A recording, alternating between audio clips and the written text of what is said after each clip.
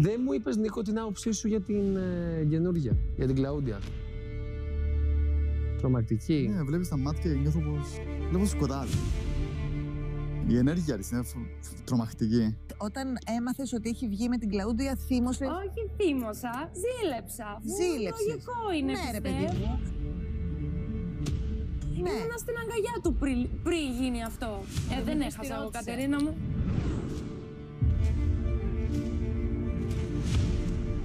Να μου λέει λόγια μπροστά σε όλη μου την οικογένεια και μετά να το κάνει αυτό, είναι όπα. Καβάλισε στο καλάμι. Κάτσε λίγο κάτω. Μετά από αυτά όλα τα λόγια, μετά από τις μέρες που περάσαμε μαζί, έρχεσαι και κάνεις αυτό, για μένα είναι...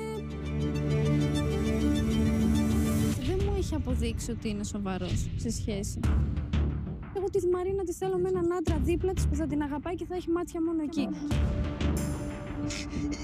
Στα λόγια όταν φύγουν από το στόμα δεν μπορείς μετά να τα πάρεις πίσω. Τέλος πάντων. Power of Love με την Κατερίνα Καραβάτου. Αύριο στις 11 και 4 το βράδυ στον Sky.